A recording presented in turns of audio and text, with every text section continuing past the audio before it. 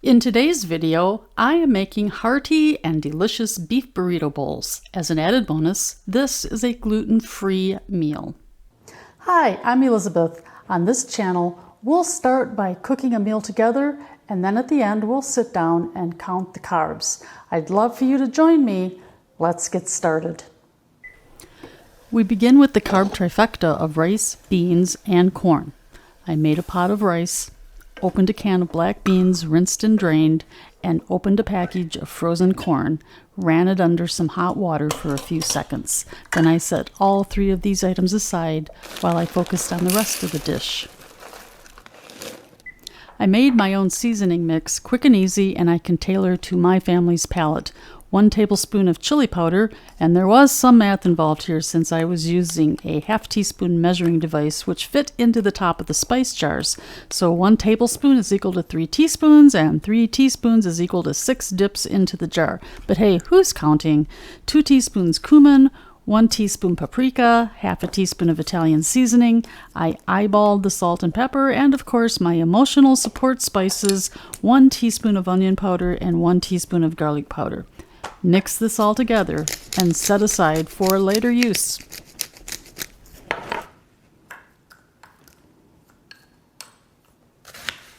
Add chopped veggies to your meat. Chop and dice up a medium-sized onion, then cut matchstick carrots. Rinse and slice mushrooms. Begin browning the ground beef on a medium-high heat. I used a 90-10 mix. I seasoned with a bit of garlic and onion powder. For a budget-friendly idea, stretch out your meat by adding sautéed vegetables. Add the mushrooms.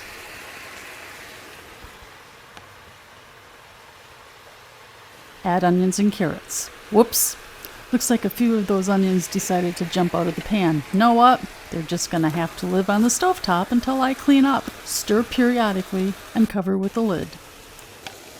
Add Jarlic.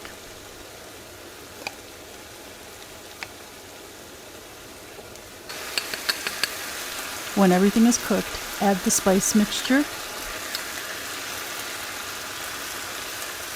Add water and simmer for a few minutes. As a final step, I chop some vegetables that will be added fresh to each bowl. Green bell pepper, seeded and chopped. Cherry tomatoes sliced in half. By the way, all vegetables are thoroughly washed. This goes without saying, as are hands washed without saying. I do not feel the need to show this on camera. And an avocado sliced, push out pit, dice in shell, and scoop out contents.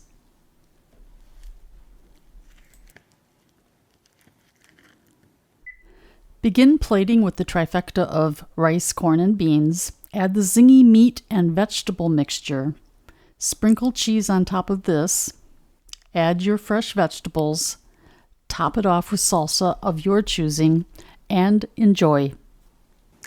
Before I begin the actual carb count, let me say that I am not a medical professional. I'm just a human being who happens to wear my pancreas in my pocket. I also happen to have years of living with type 1 diabetes. I was diagnosed in 1964. If you do have a medical question, please consult your diabetic care team. Let's begin the carb count for the burrito bowl. There will be some math involved, but don't worry. It's not that hard. Ground beef, 0 grams per serving. Mushrooms, 4 grams per serving. Carrots, 6 grams per serving. Onions, 7 grams. Garlic, 4 grams. Cherry tomatoes, 3 grams. Avocado, 6 grams. Bell pepper, 2 grams. Salsa, 4 grams. The black beans had 17 grams per serving. The corn had 8 grams and the rice had 10 grams. Cheddar cheese had no grams, and the seasoning which I put into the meat, that had no grams of carbohydrates. You add all of this up together and you get 71 grams of carbohydrates per serving. Once you have your final carbohydrate count for your serving, you will need to divide this number by your carb ratio number. For instance, if I use my carb ratio of 1 to 15, 71 divided by 15 is equal to 4.8 units of insulin needed to keep my blood sugar within a normal range.